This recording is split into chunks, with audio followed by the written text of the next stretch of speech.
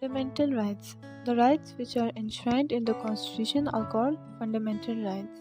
These rights ensure physical, mental, and moral development of every citizen. The Constitution guarantees to all the citizens of India the freedom of speech, expression, and various other freedoms in the form of fundamental rights. All people, irrespective of their race, religion, caste, or gender, have been given the right to petition directly to the Supreme Court or the High Court for the enforcement of their fundamental rights. There are total 6 fundamental rights which are recognized by the Indian Constitution. They are right to equality, right to freedom, right against exploitation, right to freedom of religion, culture and educational rights, right to constitutional remedies. So now we are going to learn about each of these fundamental rights. The first fundamental right is right to equality. Right to equality ensures equal rights for all the citizens. It also ensures equality of opportunity to everyone and prevents the state from discriminating against anyone in the name of religion, caste, sex, or race. Article 14 provides that the state shall not deny any person equality before law or the equal protection of law within the territory of India. The second right is right to freedom. Right to freedom provides us with various rights. It is recognized as a human right, political freedom, and a civil liberty.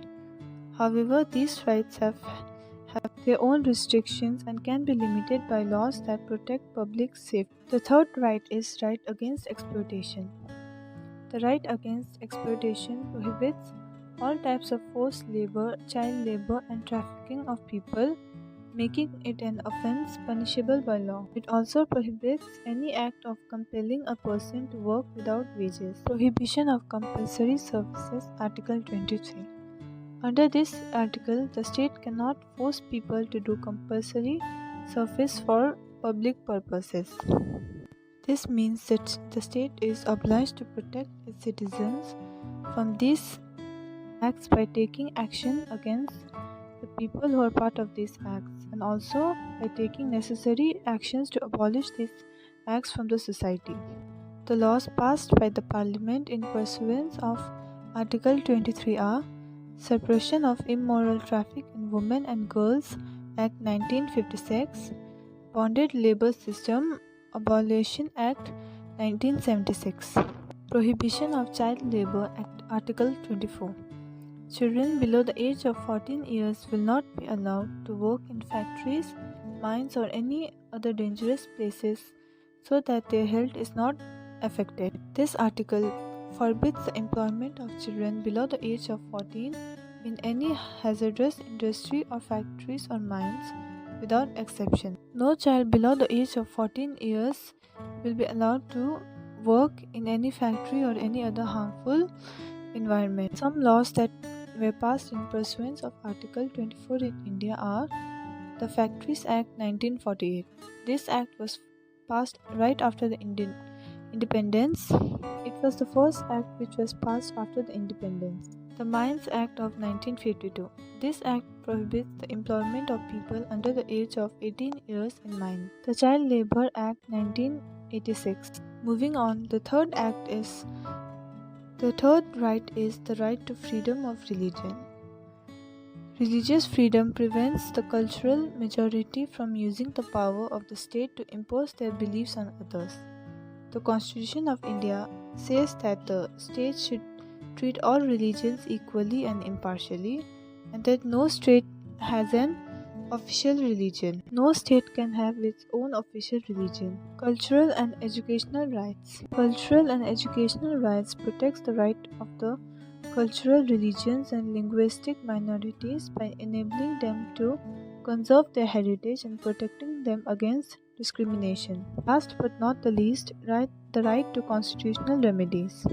Right to constitutional remedies states that a person can move to Supreme Court if he or she wants to get their fundamental rights protected, which means a person can go to the Supreme Court of India if to ask for reinforcement or protection against violation of their fundamental rights. You can go to the Supreme Court of India if their rights are violated. Critical evaluation of fundamental rights. No rights outside the Constitution too many limitations, preventive detention, and fundamental rights. Rights can be suspended during emergency or absence of economic rights, vague and complex language. Supremacy of Parliament over fundamental rights. Special concessions for minorities and backward classes are against the principle of equality. Our fundamental rights do not compromise over a number of important economic and social rights such as the right to work, rest, education, and social. A citizen of a country is an individual recognized under the law as being a legal member of a nation to a government in exchange for its protection, whether at home or abroad. When you are a responsible citizen, it implies that you know your duty and will volunteer for numerous things that are required for the society in general.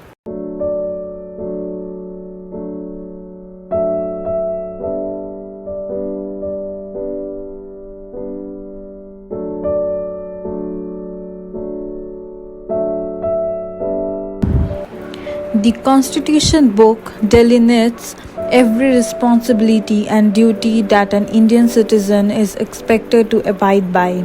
As a citizen of the country, we are morally and legally required to perform our duties furnished by the government.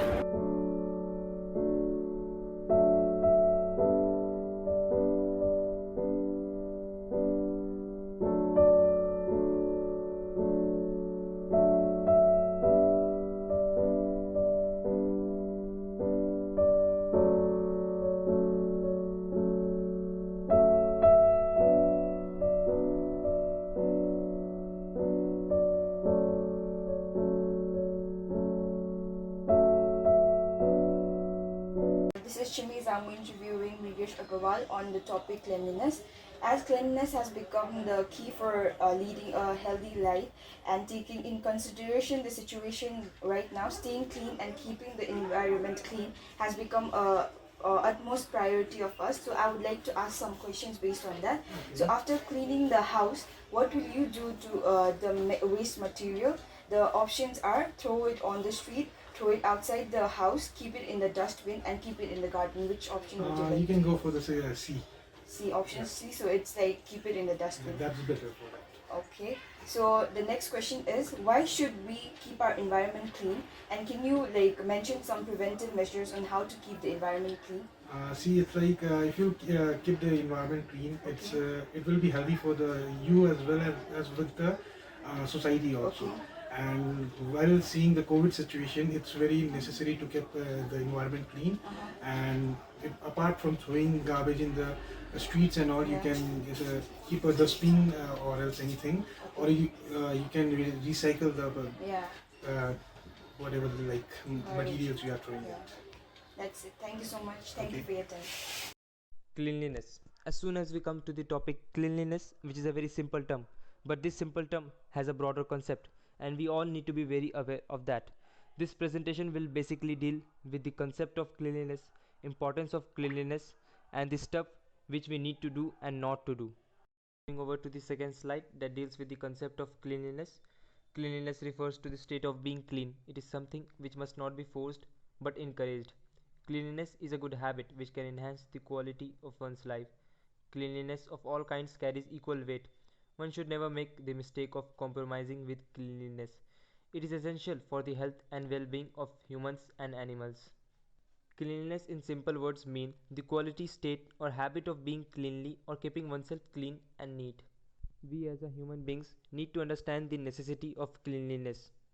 For example, when we tell the children how to maintain cleanliness, saying that I always wash my hands with soap after going to washroom, I brush my teeth twice a day.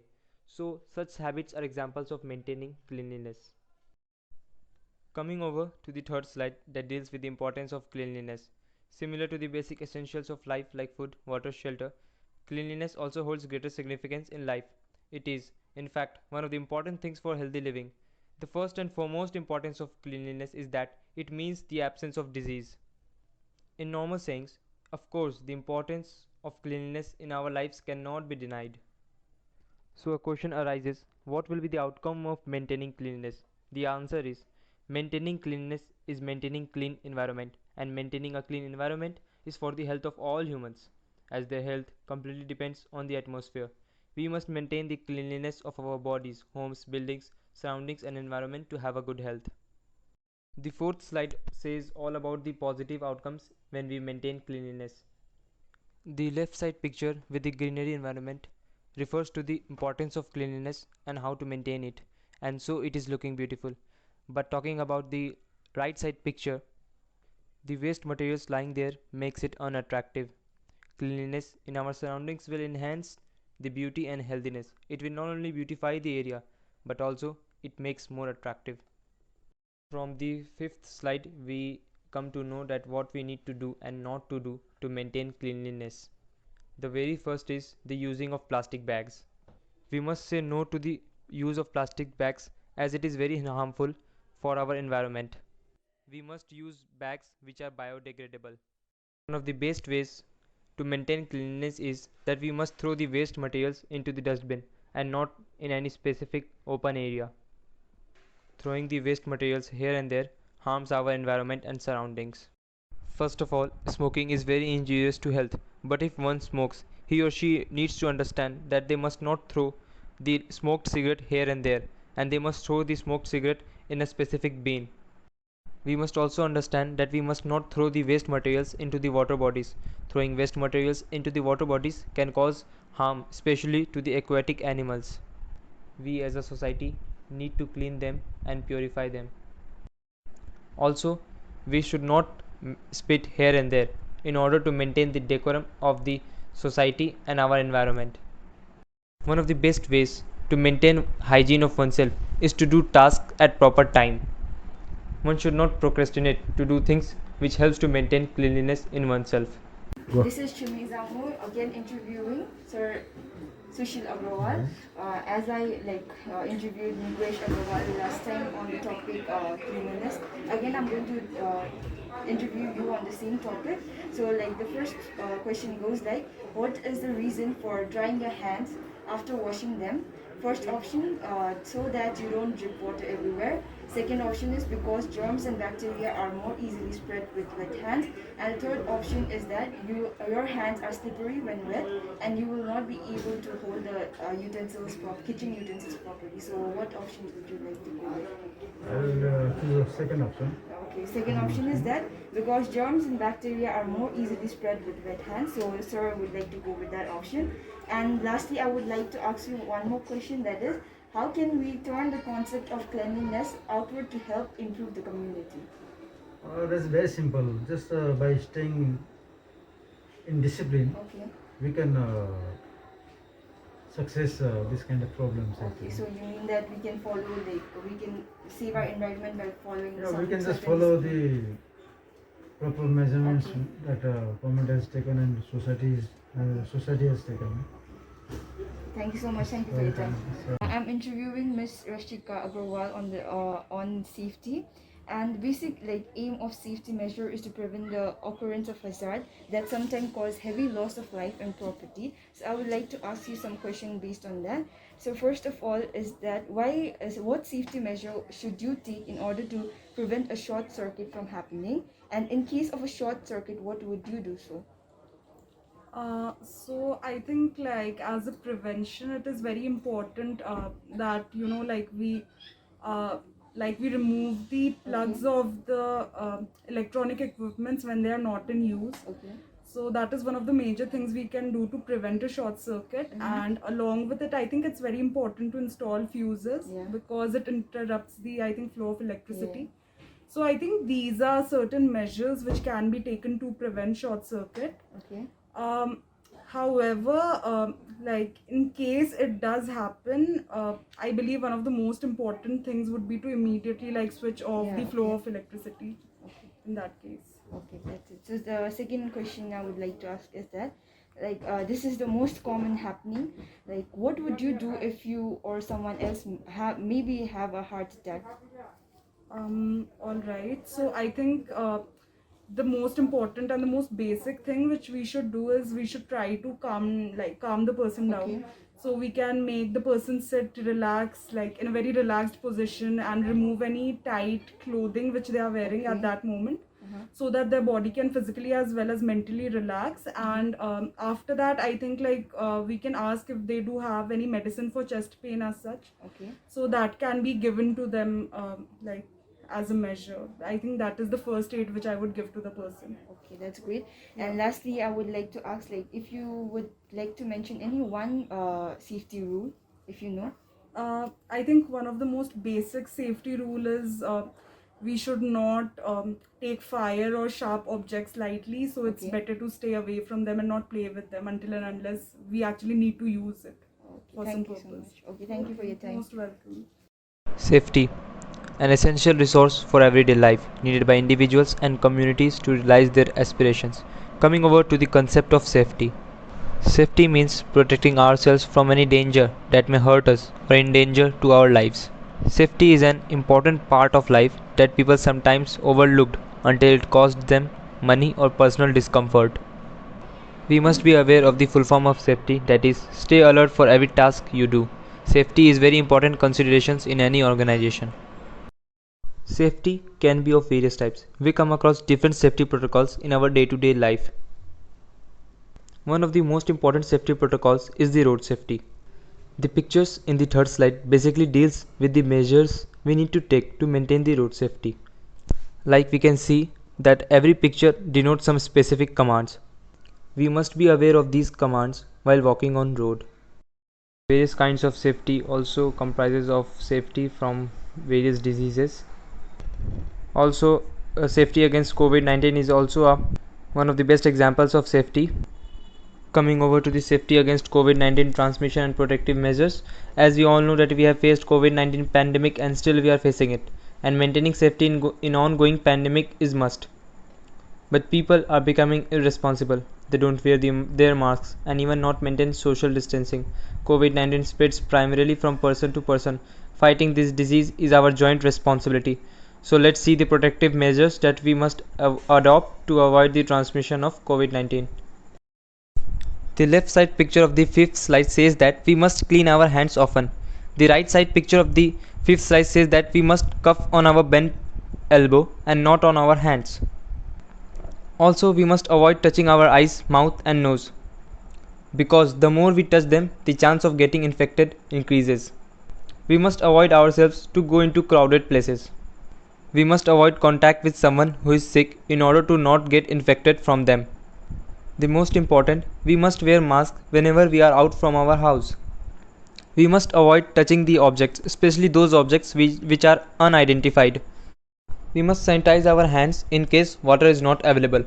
Basically, these all were the safety protocols we must take to ensure our safety from COVID-19. Not only safety from COVID-19 and road safety deals with the concept of safety, but safety, it is a state in which hazards and conditions leading to physical, psychological or material harm are controlled in order to preserve the health and well-being of individuals and the community. So today we have Sir Dipankar Gurung here, and I'm going to take an interview about the current situation, that's the COVID-19. I would like to ask some questions on that topic today. So if you have in-person work environment, what steps would you take if person tests positive for COVID-19? First of all, the जुन चाहिँ place that should be sanitized properly. Okay. And after that, we have to follow these COVID protocols. Okay, as per this government norms. Okay. This is the only way to prevent from this disease. Okay. And the के छ भन्दा हाम्रो जुन चाहिँ एउटा social distancing is the must. Okay. यो चाहिँ हुनै पर्छ. किनभने सपोज सोसियल डिस्टेन्सिङ छैन भने इफ टचमा हुन्छ या त के हुन्छ द्याट के भन्छ that virus can be transfer होइन. यो कोभिड प्रोटोकल जस्तै अब गभर्मेन्टले जुन चाहिँ एउटा स्टेप, किनभने गभर्मेन्ट सबै कुरा सोचेरै त एउटा डिसिजन लिन्छ, त्यो ल्यायो भने चाहिँ हामी मान्छेहरू चाहिँ राम्रो हुन्छ. र जुन चाहिँ त्यहाँ पोजिटिभ भेटेछ उनलाई चाहिँ एकदमै आइसोलेसन गर्नु पर्यो. र प्लस उसको जति प्राइमेरी कन्ट्याक्टहरू छ उनीहरू पनि अब 7-10 डेजको लागि चाहिँ इफ उनीहरूले नि सेल्फ आइसोलेट गरे भने चाहिँ अलिकति सोसाइटीमा स्प्रेड कम्ती हुन्छ जस्तो लाग्छ मलाई चाहिँ Okay, that much. So I would like to ask, like in Sikkim, in our state, like if the one person who is not wearing mask, they have to pay fine. So like, is it okay to pay fine? If the, definitely Okay. किनभने जुन चाहिँ यो wearing mask is not त्यो के भन्छ कराकरले गर्दा Okay, मात्रै okay. लगाउनु होइन नि त यो चाहिँ आफै बाँच्नुको लागि हो नि त जसमा चाहिँ मास्क लगायो भने सपोज म इन्फेक्टेड छु भने मेरो थ्रु अरूलाई सरेन नि Okay. त अनि त्यही गरेर चाहिँ हामी सबैजनाले बुझेर चाहिँ मास्क चाहिँ मेन्टेन गरेर चाहिँ लगायो कन्टिन्युसली लगायो भने चाहिँ Okay. अलिकति कतै न कतै भए पनि स्प्रेड हुनदेखि चाहिँ अलिकति जोगिन्छ होला भन्ने जस्तो लाग्छ एउटा सानो चेन भए पनि ब्रेक हुन्छ जस्तो लाग्छ okay, so you're up for it. Okay, so thank you so much. Thank you